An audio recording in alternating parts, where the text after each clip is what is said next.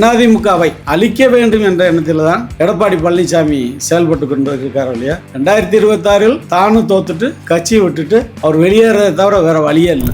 சண்டாலா அதிமுக எவ்வளவு பலம் வாய்ந்த இயக்கம், அசுர பலம் வாய்ந்த இயக்கம் அதிமுக இயக்கம். அப்படிப்பட்ட அந்த இயக்கம் இன்று எடப்பாடி பழனிசாமியால் சின்னாபின்னமாக உடைந்து இருக்கிறது. ஓபிஎஸ் அவர்கள் ரீசெண்டா சொன்னாங்க திமுக தான் அடுத்து ஆட்சிக்கு வரும் அப்படின்ற மாதிரி. அந்த ஸ்டேட்மெண்ட் எப்படி பாக்குறீங்க? அதாவது நீங்க தவறா புரிஞ்சுக்கிட்டீங்க. அவருடைய ஸ்டேட்மெண்ட்டை முழுசா பார்க்கணும். ஆளுங்கட்சி மாற்றாந்தாய் பிள்ளையா தான் எதிர்கட்சி எம்எல்ஏக்கள் பாக்குறாங்க. கோரிக்கையை பூராமே நிராகரிக்கிறாங்களுடைய அதை நிறைவேற்றி கொடுத்ததாக இல்லை. ஒன்று சேர்றதுக்கு எந்த ஒரு வாய்ப்பும் இல்ல. இங்கிட்டு எடப்பாடி அவர்களும் ஒத்துழைக்க மாட்டாங்க, டிடிவி அவர்களும் ஒத்துழைக்க மாட்டாங்க. எடப்பாடி அவர்கள் ஒத்துழைக்க மாட்டாங்க இல்ல, எடப்பாடி அவர்கள் வீம்பு பண்றார், பிடிவாதம் பண்றார். அண்ணா திராவிட முன்னேற்ற கழகம் தோத்து போயிடணும், திராவிட முன்னேற்ற கழகம் ஜெயிக்கணும்ன்ற ஒரு எண்ணத்துல தான் இன்னைக்கு எடப்பாடி பழனிசாமி செயல்படுறாரு. இருக்கிறவங்களை விரட்டி விட்டு ஒன்னும் தெரியாத அந்த விளையாட்டு பிள்ளைய நீ வா நீயும் நானும் குண்டு விளையாடலாம் அப்படின்னு சொல்லி விளையாட்டு பிள்ளைய கூப்பிட்டு இருந்தா இது என்ன அர்த்தம் தெரியல. அண்ணாமலை பிஜேபி மாநில தலைவராக இருக்கும்போது பிஜேபி ஒரு பீக்ல நயினார் நாகேந்திரன் பிஜேபி மாநில தலைவரா ஒரு நல்ல தலைவரான மக்களிடையே ஒரு கேள்விக்குறியா தேர். 10 தோல்வி பழனிசாமி அப்படின்றது உண்மைதானா? வருகின்ற 26 தேர்தலில் இந்த 10 தோல்வி பழனிசாமி படுதோல்வி அடைய போறாங்க நிசப்தமான உண்மை. தொண்டர்களால் விரட்டி அடிக்கப்படுவார்.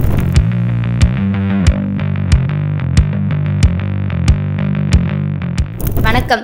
இன்னைக்கு நம்ம பீப்புள்ஸ் பாலிடிக்ஸோட பாட்காஸ்ட்ல யார் இருக்கா அப்படின்னா உசிலம்பட்டியோட தற்போதைய எம்எல்ஏ ஐயப்பன் அவர்கள் தான் இருக்காங்க. ஸோ இவர் இன்னும் நிரந்தர எம்எல்ஏவா ஆகுவாரா மாட்டாரான்னு இந்த பாட்காஸ்ட் மூலமா தெரிஞ்சுக்கலாம். வாங்க. வணக்கம் சார். வணக்கம். டைரக்டா நம்ம கொஸ்டின்குள்ளேயே போலாம். இப்போ நீங்க ஏடிஎம்கேயோட உசிலம்பட்டி எம்எல்ஏவா இருக்கீங்க. ஆனா இப்போ டிஎம்கேக்கு போறதா ஒரு நியூஸ் வருது, அதை பத்தி சொல்லுங்க. உண்மையாவே டிஎம்கேக்கு போறீங்களா? அனைத்து இந்திய அண்ணா திராவிட முன்னேற்ற கழகம் என்பது புரட்சி தலைவர் எம்ஜிஆர் உருவாக்கப்பட்டு புரட்சி தலைவர் அம்மாவால் எடுத்து வளர்க்கப்பட்டு 30 ஆண்டுகள் தமிழகத்தில் மக்களுக்கு நல்லாட்சி வழங்கிய அந்த இயக்கம் அனைத்து இந்திய அண்ணா திராவிட முன்னேற்ற கழகம் என்னும் மாபெரும் இயக்கம். அந்த இயக்கத்தில் புரட்சி தலைவர் எம்ஜிஆர் அவர்களால் நாங்கள் ரசிகராக ஈர்க்கப்பட்டு அவருக்கு பின்னால் சிறு வயதிலிருந்தே புரட்சி தலைவர் எம்ஜிஆர் நடித்த உலகம் சுற்றுவாலிபன் படம் மதுரையில் மீனாட்சி தேட்டரில் செகண்ட் ஷோ பார்க்க வந்தோம். அன்னைக்கு வயசு 7. அப்படி எம்ஜிஆரால் உருவாக்கப்பட்ட அந்த இயக்கத்தில் எம்ஜிஆர் ரசிகர்களாக ஈர்க்கப்பட்டு இன்று புரட்சி தலைவர் அம்மா வளர்த்த அந்த இயக்கத்தில் நான் இரட்டை இலை சின்னத்தில் ஏறக்குறைய ஒரு 10,000 வாக்குகள் வித்தியாசத்தில் உசிலம்பட்டி சட்டமன்ற தொகுதி, அதாவது எனக்கு திருமங்கலம் சட்டமன்ற தொகுதி தான் என்னுடைய வீடு இருக்கிறது, நான் மாவட்ட கவுன்சிலராக இருக்கிறது எல்லாம் திருமங்கலம் சட்டமன்ற தொகுதி. எனக்கு உசிலம்பட்டி சட்டமன்ற தொகுதிக்கு அதில் இரட்டை இலை சின்னத்தில் நிற்கிறதுக்காக வாய்ப்பு, ஒரு மிகப்பெரிய வாய்ப்பு கிடைச்சிச்சு. அந்த வாய்ப்பு நான் என்னுடைய சக தொண்டர்களோடு அதை முழுமையாக பயன்படுத்தி கொண்டு உழைத்தான் மிகப்பெரிய வெற்றி பெற்றோம். அப்படி வெற்றி பெற்ற அந்த இயக்கத்தை மறந்துட்டு நான் மாற்று அணிக்கு போகணும் என்பது என் கனவில் கூட நினைக்க முடியாத ஒன்றாக இருக்கிறது. இந்த சூழ்நிலையை தான் இன்று நான் பயணித்து கொண்டிருக்கிறேன். நான் ஏன் இந்த கேள்வி கேட்டேன் அப்படின்னா, ஓபிஎஸ் அவர்கள் கூட இப்போ இருக்கிறவங்க முக்காவாசி பேர் டிஎம்கேல போய் இணைஞ்சிட்டாங்க. ஓபிஎஸ் ஆதரவாளராக நீங்களும் உங்களையும் சொன்னாங்க. ஸோ உங்க மேலேயும் அந்த குற்றச்சாட்டு வந்துச்சு, நீங்களும் டிஎம்கேக்கு போய் சேர போறதா அப்படின்னு சொல்லிட்டு. ஸோ அதனால தான் அதை கேட்குறேன். அதாவது ஓபிஎஸ் ஆதரவாளர் நிறைய பேர்லாம் டிஎம்கேக்கு போகல. அண்ணன் மனோஜ் பாண்டியன் தான் என்ன சூழ்நிலைக்காக அந்த முடிவெடுத்தான்னு தெரியல. அவர் ஒரு பெரிய பாரம்பரியமான குடும்பத்தை சேர்ந்தவர். PH பாண்டியனால அவர் சபாநாயகராக இருக்கும் பொழுது தமிழ்நாட்டின் சட்டமன்றத்தை ஆட்டி படைத்தவர். புரட்சி தலைவரிடம் சபாநாயகராக இருந்தவர். புரட்சி தலைவர் அம்மாவிடமும் நெருங்கிய தொடர்புடையவர் அண்ணன் PH பாண்டியன். அவருடைய மகன் மனோஜ் பாண்டி விசுவாசமானவர். அண்ணன் OPS மீது விசுவாசமா இருந்தார். ஏற்கனவே முதல் தர்ம யுத்தத்திலே அவரோட சேர்ந்து பயணித்தவர். இப்பொழுது கூடவே பயணித்தவர். இந்த கடைசி கட்ட காலத்தில் அவர் ஏதோ மனமாற்றமாகி போயிருக்காரு. அவர் எதற்காக போனார் என்று தெரியவில்லை. அவர் நல்ல மனிதர் தான். அவர் போயிருக்காருன்றதுக்காக மற்ற தொண்டர்களோ தலைவர்களோ யாருமே டிஎம்கேக்கு போகல. என்னுடைய நிலைப்பாடு அண்ணன் OPS என்ன முடிவு எடுக்கிறாரோ, அண்ணன் டிடிவி என்ன முடிவு எடுக்கிறாரோ அவங்களுடைய நிலைப்பாடுல தான் நான் இப்பொழுது பயணம் பண்ணிட்டு கொண்டிருக்கேன். அப்போ எல்லாரும் சொல்ற மாதிரி இபிஎஸ் அவர்கள் இருக்கிறனால அதிமுக பலவீனம் அடைஞ்சுக்கிட்டே இருக்குன்னு நினைக்கிறீங்களா? அதாவது இன்றல்ல என்றைக்கு அவர் தன் நிலையை மாறி இந்த இயக்கத்தில் புரட்சி தலைவர் எம்ஜிஆர் அவர்கள் கொண்டு வந்த சட்டத்திட்டத்தை மீறி தன்னை ஒரு பொதுச் செயலாளராக்கி, அதாவது எம்ஜிஆர் எந்த சட்டத்தை மாற்றக்கூடாதுன்றாரோ, எந்த தொண்டைய பொதுச் செயலாளருக்கு அதிமுகவுக்கு தலைமை பொறுப்புக்கு வர வேண்டும் என்று சட்டம் எழுதினாரோ, உயிர் எழுதி வச்சாரோ, அதை மீறி என்னைக்கு முடிவு எடுத்தாரோ எடப்பாடி பழனிசாமி, அன்றிலிருந்தே அவருடைய அந்த தோல்வி என்பது அது தொடர்ந்து வருகின்றது. ஆனால் டிடிவி அடிக்கடி வந்து பேட்டியில் கொடுக்குறாரு, பழனிசாமியை எந்த வழியிலும் முதலமைச்சராக ஏற்றுக்கிற மாட்டேன், பழனிசாமி இல்லாத அதிமுகவோடு நான் பயணிப்பேன் அப்படின்னு சொல்லி அண்ணன் டிடிவி ஆனாலும் அண்ணன் ஓபிஎஸ் ஆனாலும் தங்களது முடிவில் இறுதியாக இருக்கிறார்கள். அது மட்டுமல்ல, இந்த அதிமுகவை அழிக்க வேண்டும் என்ற எண்ணத்தில் தான் எடப்பாடி பழனிசாமி செயல்பட்டு கொண்டு இருக்கார் இல்லையா. தொண்டர்களை அரவணைத்து அவர்களுக்கு பிற்காலத்தில் வருகின்ற உள்ளாட்சி தேர்தலாக இருக்கட்டும், வருகின்ற கூட்டுறவு தேர்தலாக இருக்கட்டும், எந்த தேர்தலாக இருக்கட்டும், தொண்டர்களுக்கு வழிகாட்டக்கூடிய சூழ்நிலையில் இன்று வந்து எடப்பாடி பழனிசாமி செயல்படவில்லை. 2026 தானும் தோத்துட்டு கட்சியை விட்டுட்டு அவர் வெளியேறதை தவிர வேற வழியே இல்லை. அப்போ இந்த முறை நீங்க அதிமுகல நிக்க மாட்டீங்கன்னு சொல்றீங்களா சார்? ஏன்னா ரெட்டலை சின்னத்துல தான் முன்ன மாதிரி ஜெயிச்சிங்க உசிலம்பட்டியில. இப்போ அதிமுகல ரெட்டலை சின்னத்துல அடுத்து நிக்கிறதுக்கான சான்சஸ் எவ்வளவு இருக்கு? எடப்பாடி தலைமை இல்லாத ஒரு அணி உருவாகும் பொழுது அது கண்டிப்பா வந்து ரெட்டலை சின்னம் கிடைக்க வாய்ப்பு இருக்கு. இல்ல, இப்போ அதிமுக எடப்பாடி அவர்கள் கையில தானே இருக்கு. அவர்கள்ட்ட தான் வந்து தேர்தலுக்கு 6 மாச காலங்கள் இருக்குல்ல, அதற்குள்ள எவ்வளவு மாற்றங்கள் வரும்ல. அந்த மாற்றம் வரும்போது நமக்கு அந்த வாய்ப்பு கண்டிப்பாக கிடைக்கும். எனக்கு இன்னும் ஒரே ஒரு கொஸ்டின் என்ன அப்படின்னா, இப்போ வந்து இபிஎஸ் அவர்கள் ஆதரவில் நிறைய பேர் இருக்காங்க. முன்னாடியே டிடிவி அவர்களும் ஓபிஎஸ் அவர்களும் பிரிஞ்சப்பவே பாதி பேர் போகலை, பாதி பேர் தான் போனாங்க, பாதி பேர் போகலை. இப்போ வந்து பாதி பேர் அந்த பக்கத்து போகிறதுக்கான காரணம் என்ன? இவ்வளோ நாள் அவர் கூட இருந்துட்டு இப்போ ரீசெண்டாக எல்லாருமே போகிறதுக்கான காரணம் என்ன? நீங்களும் வந்து 2021 உசிலம்பட்டியில் அதிமுக சார்பில் இபிஎஸ் அவர்கள் ஆதரவில் தான் நின்னீங்க. இப்போ நீங்கள் ஓபிஎஸ் அவர்களுக்கும் டிடிவி அவர்களுக்கும் ஆதரவு அளிக்கிறதுக்கான காரணம் என்ன? நாங்கள் வந்து 2021 ரெட்டையில இருக்கல அண்ணன் ஓபிஎஸ் வந்து ஒருங்கிணைப்பாளர், எடப்பாடி பழனிசாமி வந்து இணை ஒருங்கிணைப்பாளர். 2 பேரும் சேர்ந்து தான் அந்த ஏ ஃபார்ம் பி ஃபார்மில் கையெழுத்து போட்டு அந்த ரெட்டலை சின்னத்தை வாங்கக்கூடிய தகுதி இருந்துச்சு. இன்னைக்கு வந்து அந்த தகுதியை வந்து எடப்பாடி பழனிசாமி சுயமாக வச்சிருக்காரு. அது சுயமாக வச்சதுனால பல தோல்விகளை சந்திச்சுட்டு வர்றாரு. 2017 தோல்வி மேல தோல்வி இன்று வரைக்கும் நடந்து முடிந்த பாராளுமன்ற தேர்தலாக இருக்கட்டும், நடந்து முடிந்த உள்ளாட்சி தேர்தலாக இருக்கட்டும், எல்லா தேர்தலிலுமே எடப்பாடி பழனிசாமி படுதோல்வி சந்திச்சுட்டு வர்றாரு. இன்றைக்குள்ள சூழ்நிலையில இவங்க ஓபிஎஸ் சைடு இருந்தா டிடிவி சைடு இருந்தா ஒரு சிலர் தான் போயிருக்காங்க இல்லையா. அப்படி நாங்கள் எதிர்பார்க்கின்ற அளவுக்கு யாரும் அந்த பக்கம் போனதாக எங்களுக்கு தெரியவில்லை சார். ஒருவேளை 2027 எலெக்ஷன்ல இபிஎஸ் அவர்களால அதிமுக தோல்வி அடைஞ்சிருச்சு அப்படின்னா இபிஎஸ் அவர்கள் அதிமுகல இருந்து தூக்கி எறியப்படுவாரா சார்? கண்டிப்பா வந்து 2026 எடப்பாடி பழனிசாமி படுதோல்வி சந்திப்பாரு, தொண்டர்களால் விரட்டி அடிக்கப்படுவார். இது வந்து கேலிக்காக சொல்லக்கூடிய வார்த்தை இல்லை, கொள்கைக்காக சொல்லக்கூடிய வார்த்தை. 1.5 கோடி தொண்டர்கள் இருக்கின்ற இந்த இயக்கத்தை கொண்டு போய் 2026 படுதோல்வியை கொண்டு போய் விட போறார். அதுல எந்த மாற்றமும் இல்லை. கண்டிப்பா வந்து அண்ணன் ஓபிஎஸ் அண்ணன் டிடிவி தலைமையில மெகா கூட்டணி அமையும். அந்த சூழ்நிலையில எடப்பாடி பழனிசாமி படுதோல்வியை சந்திப்பாரு. படுதோல்வியை சந்திக்கும் போது தலைவங்களே யாரும் போக வேண்டியதில்லை, தொண்டர்களே அவரை வந்து அடித்து விரட்டக்கூடிய சூழ்நிலைக்கு தள்ளப்படுவார். சார், இப்போ 2021 எலெக்ஷனில் ஐயப்பன் அவர்கள் ரெட்டலைனால மட்டும்தான் ஜெயிச்சாங்க அப்படின்ற ஒரு கருத்து இருக்குது. நீங்கள் உங்களோட தனி செல்வாக்கு அங்கே இருக்கா, இல்லை ரெட்டலை சின்னத்தில் ஒரு பாரம்பரிய சின்னத்தில் தான் நீங்கள் ஜெயிச்சிங்களா? 2021 தேர்தலில் நான் ரெட்டலை ஜெயிச்சது என்னமோ உண்மைதான், அதில் மாற்று கருத்து இல்லை. ஆனால் கடந்த பாராளுமன்ற தேர்தலில் ரெட்டலை என்பது படுதோல்வியை சந்தித்ததோட 7 தொகுதிகளில் டெபாசிட் போயிடுச்சு, 4 தொகுதியில் சீமான் சின்னத்துக்கு கீழே போயிடுச்சு. அது மட்டும் இல்ல, நம்ம உசிலம்பட்டி தொகுதியில வந்து அண்ணன் டிடிவி நின்றாரு. அவரு அந்த பாராளுமன்ற தொகுதியில உசிலம்பட்டியை தனியா எண்ணும் பொழுது 49,000 வாக்குகள் வாங்கினாரு.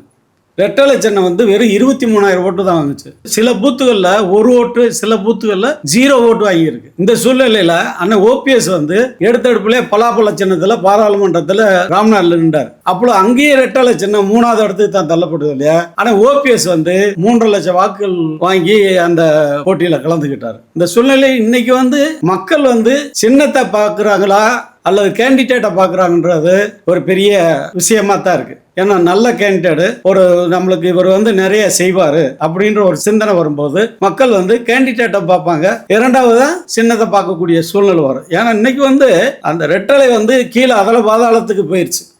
அந்த சூழ்நிலையில் நம்ம வந்து பெரிய எதிர்பார்ப்பு இருக்க முடியாது. ரெட்டலை சின்னம் என்பது பெரிய எதிர்பார்ப்புல இருக்க முடியாது. இப்போ நீங்க தனி செல்வாக்குல கேண்டிடேட்டை பார்த்து தான் ஓட்டு போடுவாங்க மக்கள் அப்படின்னு சொன்னீங்க. நம்ம போன நேர்காணல்ல கூட நம்ம பேசணும், நிறைய அந்த தொகுதியில நான் செஞ்சிருக்கேன் அப்படின்ற மாதிரி 5 கோடிக்கும் வந்து என்னோட சொந்த செலவுலேயே செஞ்சேன்ற மாதிரி சொன்னீங்க. ஸோ என்ன மாதிரி செஞ்சீங்க அப்படின்னு மக்களுக்கு கொஞ்சம் தெளிவா சொன்னீங்கன்னா நல்லா இருக்கும் சார். பிரைவேட் கல்லூரிகள், பிரைவேட் ஸ்கூல்ஸு, இதுக்கெல்லாம் சட்டமன்ற தொகுதி மேம்பாட்டு நிதியிலேருந்து நிதியை வந்து பரிந்துரை பண்ண முடியாது. ஆனால் அந்த ஸ்கூலில் வந்து நம்ம பிள்ளை தான், எங்கள் தொகுதி மக்கள் பிள்ளை தான் அந்த ஸ்கூலில் படிக்குது. அதுகளுக்கு ஒரு கட்டமைப்பு, அடிப்படை கட்டமைப்பு வேணும். ஏன்னா பிள்ளைங்க வந்து நிறைய பெண் பிள்ளைகள்லாம் நிறைய படிக்கிறாங்க உசிலம்பட்டியில். அது ஒவ்வொரு ஸ்கூல்லையும் 1500 2000 பிள்ளைலாம் படிக்கிறாங்க. அவங்களுக்கு தேவையான இருப்பிடம், அந்த படிக்கிறதுக்கு தேவையான கட்டட வசதியெல்லாம் இருக்க மாட்டேங்குது, அந்த குடிதண்ணி வசதியாக இருக்க மாட்டேங்குது. இந்த சூழ்நிலையெல்லாம் அவங்களால அதை கொண்டு வர முடியலை. அப்படிப்பட்ட சூழ்நிலை தான் நான் டிஎல்சி ஸ்கூலுக்கு வந்து ஒரு 25 லட்ச ரூபா செலவில் கான்ஃபரன்ஸ் ஹால் கட்டி கொடுத்தேன். அதே மாதிரி ஆர்சி ஸ்கூலில் குடிக்கிறதுக்கு தண்ணி இல்லை, அவங்களுக்கு வந்து நல்ல தண்ணி இல்லை. ஒரு 6 லட்ச ரூபா சொந்த செலவு. அதை வந்து அவங்களுக்கு ஆர்ஓ வாட்டர் வந்து அந்த பிள்ளைகளுக்கு போட்டு கொடுத்தேன். இந்த மாதிரி நிறைய. அதே மாதிரி அருளானந்தர் கல்லூரியில் ஒரு மிகப்பெரிய பிரம்மாண்டமான ஒரு விளையாட்டு மைதானம், பாஸ்கெட் பால் கிரவுண்டு, ஒரு 25 லட்ச ரூபா 30 லட்ச ரூபா இருக்கு. அந்த பகுதியில் இளைஞர்கள், நிறைய இளைஞர்கள் இருக்காங்க, கிராமங்கள்லேயும் அவங்கெல்லாம் வந்து விளையாடக்கூடிய அந்த இடத்த வந்து நம்ம அந்த கட்டமைப்பு உருவாக்கி கொடுத்தோம். கல்வி தந்தை PK மூக்கியா தேவரால் உருவாக்கப்பட்ட பசுமன் முத்துராமலிங்க தேவரையா கல்லூரிக்கு ஒரு 6 லட்ச ரூபாய்க்கு ஆர்ஓ வாட்டர் போட்டு கொடுத்தோம். அதே மாதிரி டிஎல்சி ஆரம்ப பள்ளி வந்து மதுரை ரோட்டில் இருக்குது. அந்த ஸ்கூலுக்கு போனால் மழை பெஞ்சா ஒரு மொழி தண்ணி வந்துடும். பிள்ளையெல்லாம் LKG படிக்கிற பிள்ளைய 1வது 2வது படிக்கிற அந்த தண்ணியில் மூழ்கக்கூடிய சூழ்நிலை வந்துச்சுன்னா நேரடியாக பார்வையிட்டு அதை அந்த இடத்துல மெத்தி அதை ஃபுல்லாகவே பேப்பர் பிளாக் ஒரு 10 லட்ச ரூபாய்க்கு அதை வந்து அமைத்து கொடுக்கக்கூடிய சூழ்நிலைக்கு வந்தான். அதே போல் சரஸ்வதி நாடார் மேல்நிலைப்பள்ளி ஆரம்ப பள்ளி இருக்குது. அந்த பள்ளிகளில் வந்து இந்த சத்துணவு சமையல் கூடம் உள்ளே போய் ஒரு விசிட்டுக்காக போயிருந்தேன், ஆய்வுக்காக போயிருந்தேன். அப்போ பார்த்தா 2 பேரும் ஹாஸ்பிட்டல் சீட்டு போட்டு ஒரு பண்ணி குடிச்ச மாதிரி இருந்தது. நான் பார்க்கும்போது அதை நான் ஃபோட்டோவே வச்சுருக்கேன். அதை பார்த்த பொழுது வந்து எனக்கு ரொம்ப வேதனையாக இருந்துச்சு. அப்புறம் இது வந்து நான் கேட்டேன், இது வந்து சத்துணவு நடத்துறது அரசாங்கம் தானே நடத்துது, ஏன் அரசு உங்களுக்கு வந்து கட்டணம் கட்டி கொடுக்கக்கூடாதா அப்படின்னு. இல்லை அதெல்லாம் கட்டி கொடுக்க முடியாதுட்டாங்க அப்படின்னு சொல்லும்போது நான் ஒரு 15 லட்ச ரூபா செலவு பண்ணி 2 ஸ்கூலுக்கு, ஆரம்ப பள்ளிக்கு மேல்நிலை பள்ளிக்கு 2க்குமே சமையல் கூட கட்டி கொடுத்துருக்கேன். இப்படி முடியாததை நம்ம வந்து அவங்களுடைய கோரிக்கையை நம்மளால சட்டமன்ற உறுப்பினர் நிதியால் செய்ய முடியாது. ஆனால் அந்த பிள்ளைகளுடைய கோரிக்கை, ஆசிரியர்களுடைய தலைமை ஆசிரியர் கோரிக்கை, அவங்களுடைய கோரிக்கையை ஏற்று தான் நம்ம இதை செய்கிறோம். அதே போல் அந்த கிளாரட் ஸ்கூல் கர்பாத்தூரில் இருக்குது. அங்கே வந்து ஒரு நூலகம் கட்டி கொடுக்கணும், எங்கள் பிள்ளைகளாம் படிக்கிறதுக்கு நூலகம் எல்லாம் கட்டட வசதி இல்லை அப்படின்னா. அப்பொழுது நான் ஒரு நேரடியாக சென்று ஒரு 15 லட்ச ரூபா மதிப்பீட்டில் வந்து ஒரு நூலக கட்டடம் கட்டி கொடுத்துருக்கேன். இந்த மாதிரி இது வந்து சொந்த நிதியிலிருந்து தனியார் நிறுவனங்களுக்கு செய்தது. அதே போல் கிராமங்களுக்கு வந்து நம்ம பெரிய பெரிய நிதி, சட்டமன்ற உறுப்பினர் நிதி வந்து செய்ய முடியாது. ஒரு 20 லட்சம் 25 லட்சம் ஏதாவது ஸ்கூல் கட்டடம்னா நம்ம செய்யலாம். கவர்மெண்ட் ஸ்கூல்னா நம்ம சட்டமன்ற உறுப்பினர்லேருந்து ஒரு 25 லட்ச ரூபா 30 லட்ச ரூபா கூட கொடுக்கலாம். ஆனால் கிராமங்களுக்கு பெரிய பெரிய கட்டடம், சமுதாய கூடம்ல ஒரு 25 லட்சம் 30 லட்ச ரூபா செலவு. அந்த மாதிரி வரும் பொழுது நமக்கு நாமே திட்டம்னு ஒன்று இருக்கு. நமக்கு நாமே திட்டம் நம்ம ஒரு 1 லட்ச ரூபா கொடுத்தோம்னா கவர்மெண்ட் 2 லட்சம் கொடுக்கும். 3 லட்ச ரூபாய்க்கு ஒரு திட்டத்தை கொண்டு வரும். அந்த மாதிரி வரும்போது ஒரு 4-5 கிராமங்களுக்கு சமுதாய கூடமே நம்ம ஒரு 10 லட்ச ரூபா கட்டினோம்னா அவங்க 20 லட்சம் கொடுப்பாங்க. ஒரு 30 லட்ச ரூபாய்க்கு ஒரு பெரிய சமுதாய கூடம் கட்டலாம். அதே போல் நம்ம உத்தப்புறம்ன்ற கிராமத்தில் ஆதிதிராவிடர் மக்களுக்கு அவங்களாம் வந்து கோரிக்கை வச்சாங்க, இந்த மாதிரி எங்களுக்கு ஒரு பெரிய கல்யாண மண்டபம் கட்டி கொடுங்க அப்படின்னு சொல்லி கோரிக்கை வச்சாங்க. அவங்க 10 லட்ச ரூபா பங்களிப்பு, அந்த கிராமத்துக்காரங்க 10 லட்ச ரூபா பங்களிப்பு, அது பெரிய விஷயம். நானும் 10 லட்ச ரூபா பங்களிப்பு கொடுத்து 20 லட்ச ரூபாய்க்கு கவர்மெண்ட் கட்டி 1 கோடி ரூபாய்க்கு ஒரு பெரிய கல்யாண மண்டபம் கட்டி முடிச்சு விரைவில் வந்து திறப்பு விழாவுக்கு காத்திருக்குது. இப்படி இது மட்டும் இல்லை, அந்த கிராமத்தில் வந்து ரேஷன் கடை கட்டணும், நாடக மேடை கட்டணும். ஏன்னா சட்டமன்ற உறுப்பினர் நிதின்றது உடனே நம்ம அவ்வளோ ஒன்றும் ஒதுக்கீடு செய்ய முடியாது. ஒரு வருஷத்துக்கு 3 கோடி இருக்கும். அந்த 3 கோடியும் பல வழியில் வந்து கவர்மெண்ட்டே இன்ன திட்டங்களுக்கு நீங்கள் ஒதுக்கணும் அப்படின்னு சொல்லி ஒதுக்கீடு கொடுத்துருவாங்க. அப்படிப்பட்ட சூழ்நிலைக்கு அந்த வருஷம் ஆகஸ்ட் செப்டம்பர்ல அந்த ஃபண்டு முடிஞ்சு போயிடும். நம்ம கிராமங்களுக்குள்ள போகும்போது எங்க கிராமங்களுக்கு இதை செஞ்சு கொடுங்க, அந்த திட்டத்தை கொண்டு வருவாங்க அப்படின்னு சொல்லும்போது அந்த நேரம் நம்ம வந்து பரிந்துரை பண்றதுக்கு பணம் இருக்காது. ஆகஸ்ட் மாசத்தோட முடிஞ்சு போயிடும். அப்போ நம்ம அக்டோபர் நவம்பர் டிசம்பர் அந்த மாதம் இப்போ கிராமங்களுக்குள்ள போகும்போது இந்த கோரிக்கை வைப்பாங்க. அப்படிப்பட்ட சூழ்நிலைக்கெல்லாம் நம்ம வந்து அந்த நமக்கு நாமே திட்டத்தை கவர்மெண்ட் அணுகி அதை வந்து நம்ம நிறைய வாங்கிக்கலாம். அதே போல் அந்த திட்டத்தை கணக்கு பண்ணோம்னா ஒரு 4-5 கோடி ரூபாய்க்கு அது தனியாக நமக்கு நாமே திட்டத்தில் பல கிராமங்களில் இந்த பணிகள் நடந்து நிறைவேறி மக்கள் பயன்பாட்டுக்கு கொடுத்துருக்கோம். இப்போ நீங்கள் தனிப்பட்ட செலவில் இவ்வளோ செஞ்சுருக்கேன் அப்படின்னு சொல்கிறீங்க. இது வந்து இப்போ கேட்குறவங்களா இருக்கட்டும், இப்போ பார்க்குறவங்களா இருக்கட்டும், என்ன கொஸ்டின் வரும் அப்படின்னா, நீங்கள் எதிர்கட்சியோட எம்எல்ஏவாக இருக்கிறதுனால தான் ஆளுங்கட்சி இதெல்லாம் செய்ய மாட்டாங்களா? ஏன்னா இது வந்து எம்எல்ஏவோட சொந்த காசில் செய்கிறப்போ அப்போ ஆளுங்கட்சியோட தலைமை என்ன பண்ணுறாங்க அப்படின்ற ஒரு கேள்வி வரும்ல. ஸோ அது நீங்கள் எப்படி பார்க்குறீங்க? கண்டிப்பாக வந்து ஆளுங்கட்சி வந்து மாற்றாந்தாய் பிள்ளையா தான் எதிர்கட்சி எம்எல்ஏக்களை பார்க்குறாங்க. ஏன் சொல்கிறேன்னா, சட்டமன்றத்திலேயே 110 விதிகளை 10 கோரிக்கைகள் சட்டமன்றத்தில் அறிவிக்கிறாங்க.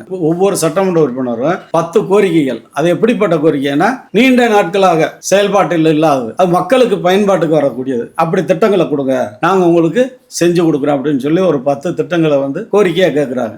நாங்கள் அந்த 10 திட்டங்களை எழுதி கொடுக்குறோம். எழுதி கொடுக்கும் பொழுது நான் 10 திட்டம் கொடுத்ததில் 2 திட்டம் தான் எங்களுக்கு வந்து கொடுத்துருக்காங்க.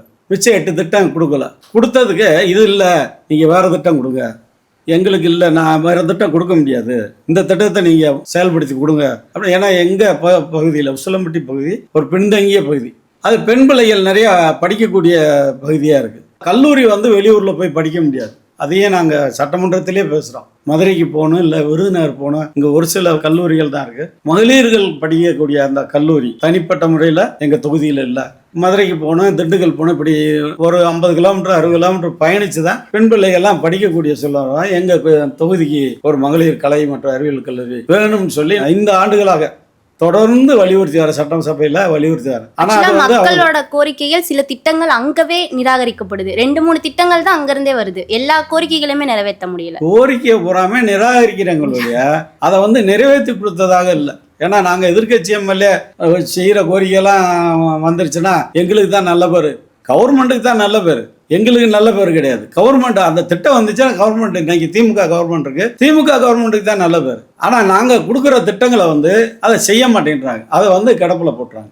இது பல முறை வந்து கோரிக்கை வச்சுருக்கோம். மயிலாடுமரம் மல்லப்புரம் சாலை, அது வந்து 1957 உருவாக்கப்பட்ட சாலை. இன்றளவும் அது வந்து மக்கள் பயன்பாட்டுக்கு வரல. அந்த வழியாக பஸ் வந்துச்சுன்னா, அந்த வழியாக கனரக வாகனங்கள் வந்துச்சுன்னா போக்குவரத்து ஈஸி. மயிலாடும்பாறையிலேருந்து வருஷ நாட்டில் விளையக்கூடிய காய்கறிகளை விருதுநகர் ராஜபாளையம் சந்தைக்கு கொண்டு வரணும். அவங்க இப்போ வரக்கூடிய சொல்ல வந்து சுற்றி கண்டமனூர், ஆண்டிப்பட்டி வந்து உசிலம்பட்டி வந்து அப்புறம் பேரையூர் வந்து போக வேண்டிய சொல்லலாம். ஆனால் நாங்கள் சொல்கிற கோரிக்கை வந்து மயிலாடும்பாறையிலேருந்து நேராக மலையில் 13 கிலோமீட்டர் மலையில் வரும். அவன் 3 கிலோமீட்டர் தான் மலைப்பாதையே இருக்கும். அப்புறம் ஏற்றம் இறக்கம்ன்றது 13 கிலோமீட்டர் வந்து ஒரு 25 கிலோமீட்டரில் பேரையூர் வந்தாங்களாம். ஆனால் அங்கே கண்டமனூர் ஆண்டிப்பட்டி இப்படி சுற்றி வரும்போது 90 கிலோமீட்டர் வரும். அப்போ 25 கிலோமீட்டருக்கும் 90 கிலோமீட்டருக்கு எவ்வளோ வித்தியாசம் இருக்குது. அதில் எரிபொருள் மிச்சப்படுது, நேரம் மிச்சப்படுது, போக்குவரத்து அந்த காய்கறியெல்லாம் ஃப்ரெஷ்ஷாக கிடைக்கும். இந்த சூழ்நிலை வந்து அது அந்த ரோட்டில் வந்து பயணிச்சா கீழே வந்து உங்களுக்கு வியாபார கடைகள் உருவாகுங்க, ஒரு டிஃபன் சென்டர் உருவாகும். ஏன்னா அந்த இடத்துல இறங்கி ஏறி போகும்போது அந்த இடத்துல நம்ம ஒரு டீ சாப்பிட்டு போகலாம், ஒரு டிஃபன் சாப்பிட்டு போகலாம் அப்படின்னும் போது அந்த இடம் அபிவிருத்தியாகும். அந்த மலையினுடைய அடிவாரமும் அந்த இடம் வந்து விரிவாக்கமாகும். ஆக்சுவலாக நாங்களும் ரீசெண்டாக இப்போ மக்கள்கிட்ட வந்து நேரடியாக நாங்கள் கேட்குறப்ப கூட இந்த கோரிக்கையை வந்து சொன்னாங்க. ஆனால் அவங்க சொல்கிறது எம்எல்ஏ மேலே தான் குற்றச்சாட்டு சொன்னாங்க. ஆக்சுவலாக இப்போ தான் தெரியுது எம்எல்ஏ அங்கே சொல்லியும் அங்கே நடக்கலை அப்படின்னு. நான் ஒவ்வொரு முறையும் சட்டமன்றத்தில் பேசும் பொழுது அந்த சட்டமன்றத்தில் நான் என்ன பேசணும்னா அந்த கிளிப்ஸ் எடுத்து நான் அந்த மக்களை போட்டு விட்டுருவேன். என் மேலே குறை இருக்குன்றத நான் மக்களுக்கு தெரிவிச்சிருக்கேன். என்னுடைய குறை இல்லை, இந்த குறை வந்து அரசாங்கத்தினுடைய குறைகள். அரசாங்கத்தோட பல முறை கேட்டும் எங்களுக்கு செவி சாய்க்க மாட்டேது. இப்போல்லாம் இந்த 58 கால்வாய்க்கு எங்களுக்கு தண்ணி கேட்டு போராட்டம், ஆர்ப்பாட்டம், உண்ணாவிரதம் எவ்வளவோ இருந்து பார்த்துட்டோம். அந்த சட்டம்லாம் ரொம்ப தவறான சட்டத்தை வந்து முன்னால் வந்து இதே டிஎம்கே கவர்மெண்ட் தான் போட்டிருக்கு. 58 கால்வாய் திட்டம் உருவாக்குனது டிஎம்கே கவர்மெண்ட். தவறான சட்டத்தை போட்டது அந்த டிஎம்கே கவர்மெண்ட். மக்களுக்காக செய்கிற திட்டங்களை மக்களுக்கு பயன்படக்கூடிய சட்டத்தை உருவாக்கணும்.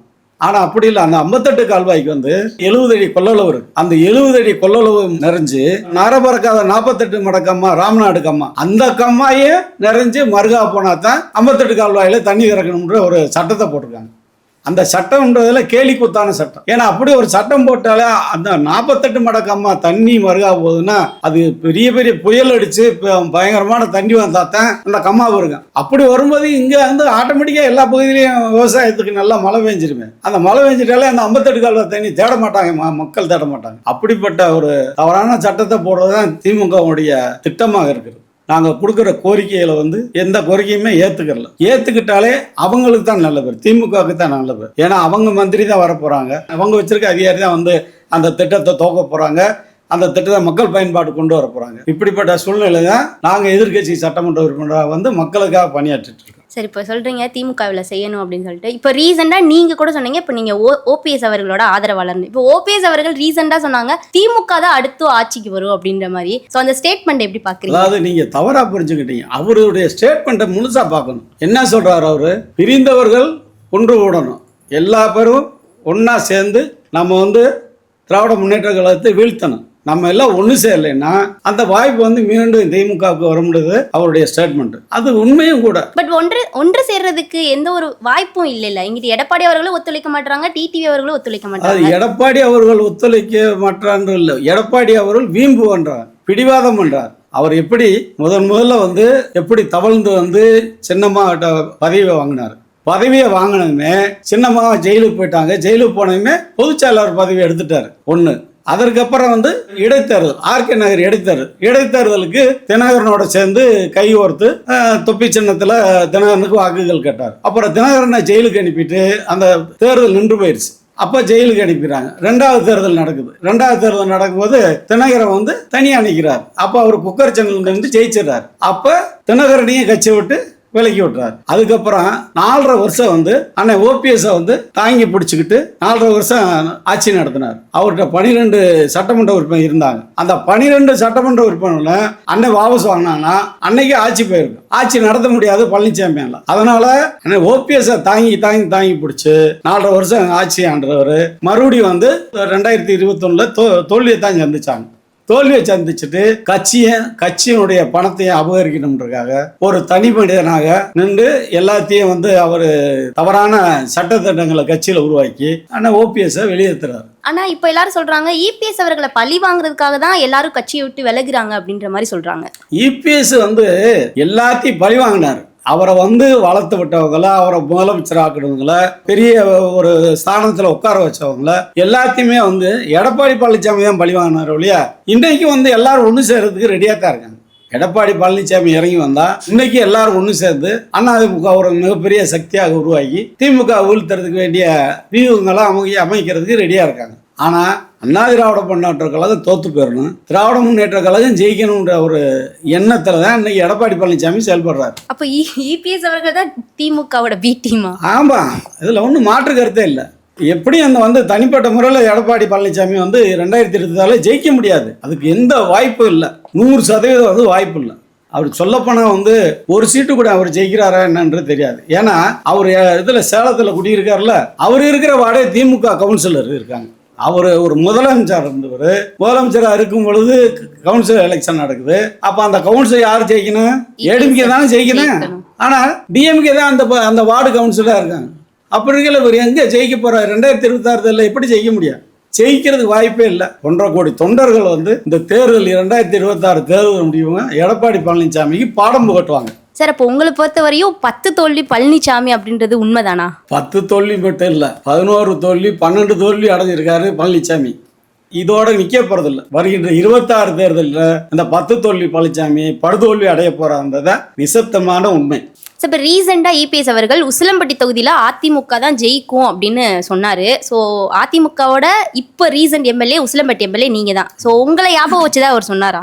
அதாவது எடப்பாடி பழனிசாமி எந்த தொகுதிக்கு பேச போனாலும் அந்த தொகுதியை மென்ஷன் பண்ணி திமுக இருக்கின்ற தொகுதியவே அதிமுக தான் ஜெயிக்கும்னு சொல்லிட்டு போறாரு.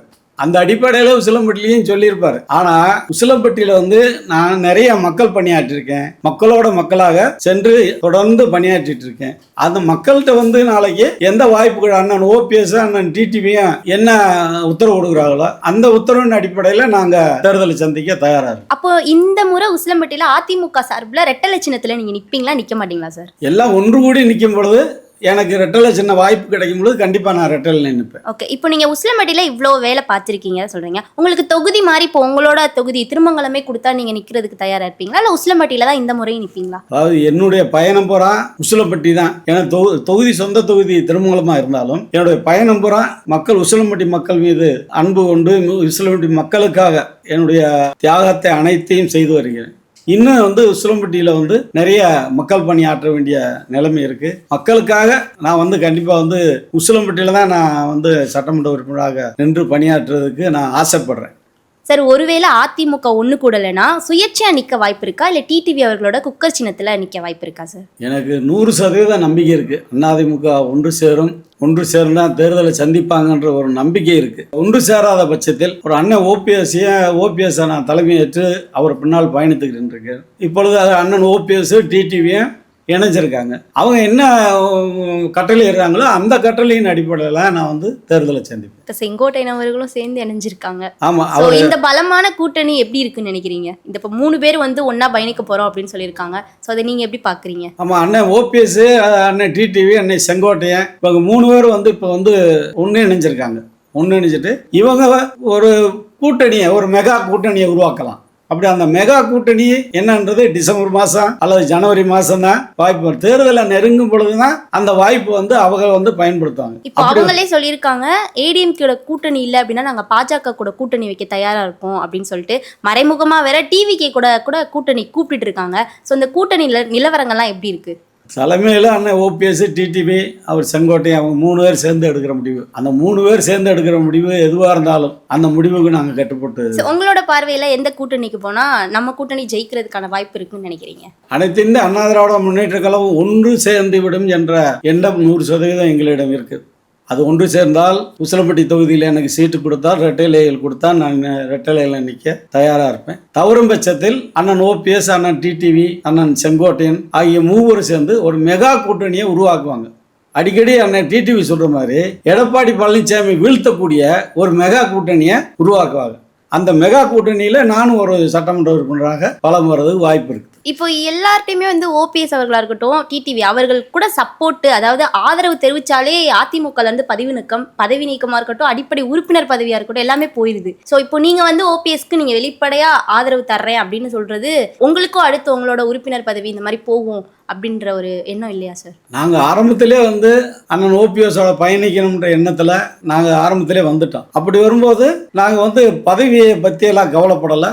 அதில் உறுப்பினர் எடுக்கிறாங்க அப்படின்ற எங்கெல்லாம் நான் மாவட்ட அவைத்தலைவராக இருந்தேன். அந்த மாவட்ட அவைத்தலைவர் பதவியெல்லாம் எடுத்துட்டாங்க. அதை பற்றியெல்லாம் நாங்கள் பதவியை பற்றியெல்லாம் கவலை இல்லை. மக்களுக்காக நல்வழி காட்டக்கூடிய புரட்சித்தலைவி அம்மா அரசு, புரட்சித்தலைவி அம்மா என்ன சொன்னாங்க, எனக்கு பின்னாலும் இந்த இயக்கம் 100 ஆண்டுகள் தமிழகத்தில் ஆட்சியாலும் மக்களுக்கு நல்லாட்சி கொடுக்கணும்னு சொல்லி புரட்சித்தலைவி அம்மா அவர்கள் சொன்னார். அப்படிப்பட்ட அந்த இயக்கம் இன்று எடப்பாடி பழனிசாமியால் சின்னாபின்னமாக உடைந்திருக்கிறது. இப்படி உடைந்திருக்கிற நேரத்தில் நாங்கள் வந்து நான் வந்து எனக்கு பதவியெல்லாம் ஒரு பெரிய ஆசைகள். அதனால் எங்களுடைய பயணம் அண்ணன் ஓபிஎஸ் வழியில் தான் எங்களுடைய பயணம் எப்பயும் தொடரும். சார், இபிஎஸ் அவர்கள் டிவிகேக்கு கொடுக்குற முக்கியத்துவத்தை விட டிடிவி அவர்களுக்கு கொடுக்குற முக்கியத்துவம் கொஞ்சம் கம்மியாக இருக்குது. இந்த நிலைப்பாடு எப்படி பார்க்குறீங்க? ஏன்னா இவங்க கூட்டணிக்கு வந்தாலோ இவங்க ஒன்று சேர்ந்தாலோ ஜெயிச்சிடலான்ற ஒரு நிலைப்பாடு இருக்குது.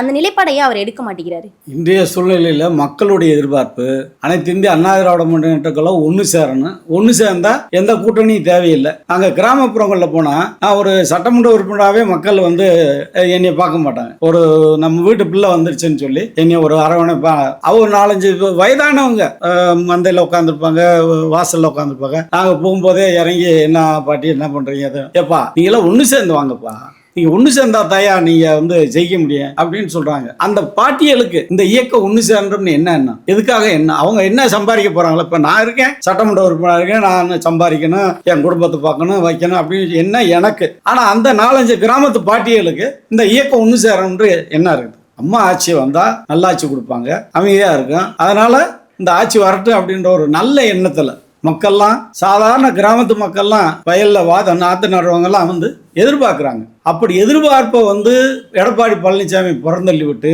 டிவிகே வந்து எடப்பாடி பழனி ஆளுகளே கொடியை பிடிச்சிக்கிட்டு கூட்டத்தில் நிற்கும் போது, ஆஹா பிள்ளையார் சொல்லி போட்டாச்சு பாத்தியா அப்படின்னு சொல்லி அதிமுக காரங்க கொடியை பிடிச்சி நிற்கிறான்னு சொல்லி அதை டிவியில் போட்டு காமிக்கிறாங்க. இப்படி தன்னைத்தானே அசிங்கப்படுத்திக்கிறார் எடப்பாடி பழனிசாமி. வந்து இயக்கத்தை ஒன்றுபடுத்தாமல் டிவிகே வா அப்படின்னா விஜய் வா, அதுலயும் இன்னும் ஒரு உதவாக்கார ஒருத்தர் இருக்காரு, உதவாக்கார உதயகுமார் ஒருத்தர். அவரு திராவிட முன்னேற்ற கழகம் ஒரு யானை பலத்துல இருக்கு, அந்த யானை பலத்தை வீழ்த்தணும்னா டிவிக்கு எங்களோட கூட்டணி வா. சண்டாலா, அதிமுக எவ்வளவு பெரிய இயக்கம்டா, அதிமுக எவ்வளவு பலம் வாய்ந்த இயக்கம், யானை அசுர பலம் வாய்ந்த இயக்கம் அதிமுக இயக்கம். புரட்சித்தலைவர் எம்ஜிஆர் இருக்கும்போது, உயிரோடு இருக்கும்போது இந்த திராவிட முன்னேற்ற கழகத்திற்கு 14 ஆண்டுகள் வனவாசம் வழங்கிய கட்சி அதிமுக கட்சி.